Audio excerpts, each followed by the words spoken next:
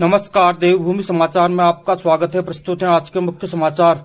उत्तराखंड सेवानिवृत्त राजकीय पेंशनर्स संगठन ने अपर जिलाधिकारी पिथौरागढ़ डॉक्टर शिव कुमार बरनवाल को ज्ञापन देकर बताया कि शिक्षा विभाग के सेवानिवृत्त कर्मचारियों व शिक्षकों के पेंशन प्रकरणों को जानबूझकर लटकाया जा रहा है। संगठन के अध्यक्ष प्रेम वल्लभ जोशी ने बताया कि सेवानिवृत्त होने के बाद 2-2 वर्षों तक उनको पेंशन और ग्रेच्युटी नहीं दी जा रही है।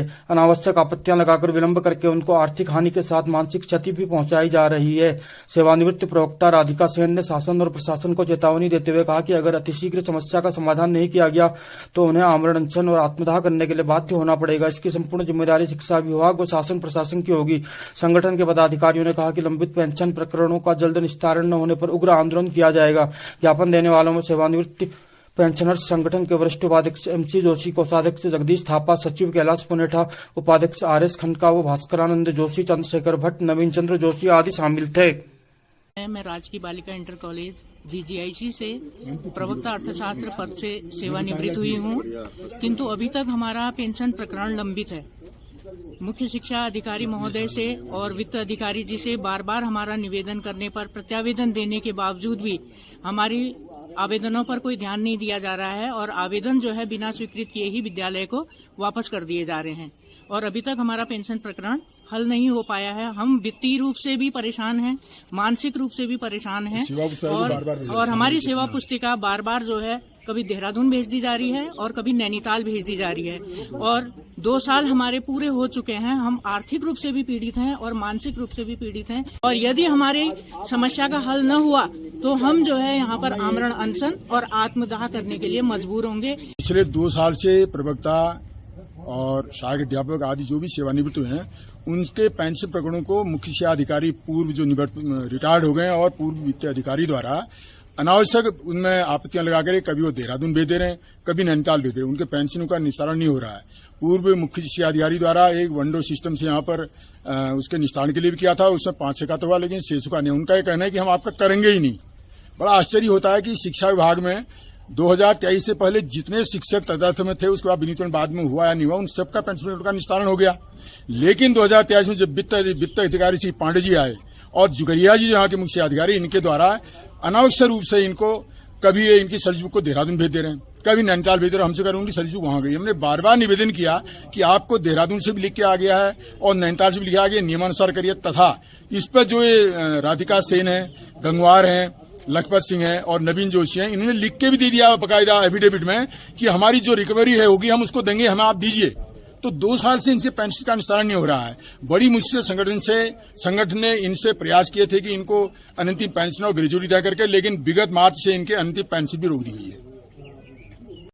आज जिला पंचायत अध्यक्ष दीपिका बोरा के सिमलकोट पहुंचने पर ग्रामीणों ने उनका पुष्पमाला बनाकर और ढोल नगाड़े बजाकर जोरदार स्वागत किया। उन्होंने जिला पंचायत के सौजन्य से बन रहे शीलपति मंदिर के प्रवेश द्वार, फरसों और अन्य निर्माण कार्यों का फीता काटकर लोकार्पण किया। तत्पश्चात मंदिर में विशाल भंडारे का आयोजन किया गया। इस अवसर पर भाजपा जिलाध्यक्ष गिरीश जोशी, जिला पंचायत उपाध्यक्ष कोमल मेहता, पूर्व जिला पंचायत अध्यक्ष और समाजसेवी वीरेंद्र सिंह बोरा, जिला सहकारी बैंक अध्यक्ष मनोज सामंत, भाजपा युवा मोर्चा जिलाध्यक्ष हरीश रावत, समाजसेवी प्रकाश जोशी और राम सिंह बिष्ट, भाजपा नेता कृपाल बल्दिया, अशोक भट्ट, हरीश नगरकोटी ग्राम प्रधान संगीता देवी, प्रधान मरसोली उत्तम सिंह सहित अन्य गणमान्यजन व ग्रामीण उपस्थित थे।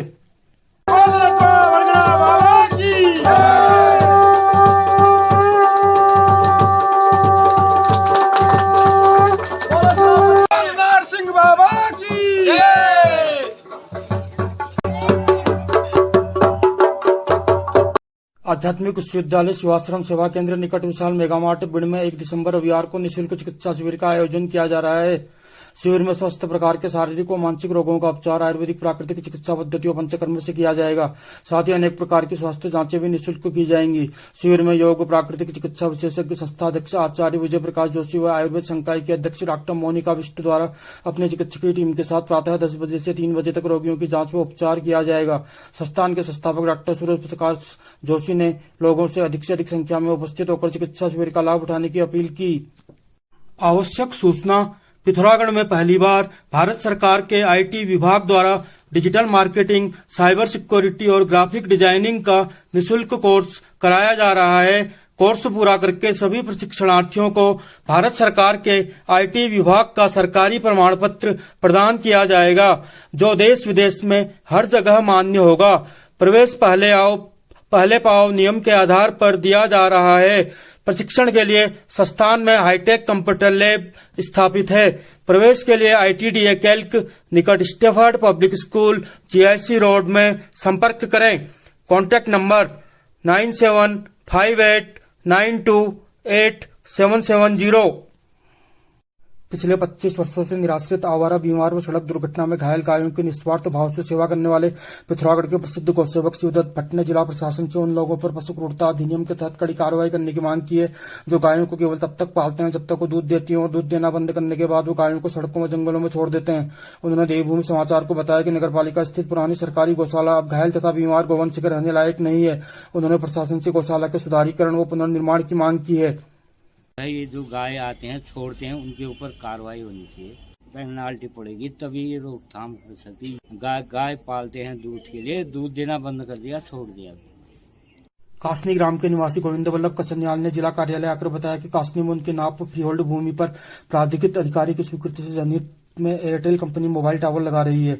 भूमि को अकृषक करके कंपनी से वैधानिक अनुबंध किया जा चुका है। ग्रामवासियों को टावर लगाने पर कोई आपत्ति नहीं है। कासनी का एक परिवार उनसे अनावश्यक द्वेष रखने के कारण अपने निजी स्वार्थवश टावर लगाने का विरोध कर रहा है और कार्य में अड़चन डाल रहा है। प्रार्थी गोविंद वल्लभ कसन्याल ने जिला प्रशासन से जनहित में कार्य में अनावश्यक अड़चन डालने वाले परिवार पर कड़ी कार्यवाही करने की मांग की है। बड़ी परेशानी हो रही है, वहाँ मोबाइल नहीं पकड़ता, किसी लोग का फौज को परेशानी है, तो टार वाले आए थे, उनको दे दो रिक्वेस्ट की, तो मैंने उनको अपनी जमीन नाप भूमि फ्री होल्ड की हुई भूमि उनके साथ एग्रीमेंट कर दिया। अब वो जो है साहब वो टावर लगाने के लिए खुदान के लिए आए थे। कुछ लोग मेरे जो दुश्मनी करते हैं मेरे से, वो लोग यहाँ आके मतलब उनने अखबार भी छपवा दिया, प्राधिकृत अधिकारी को से भी मिले, उनसे भी उल्टी सुल्टी बातें करके वाली बात आई सर।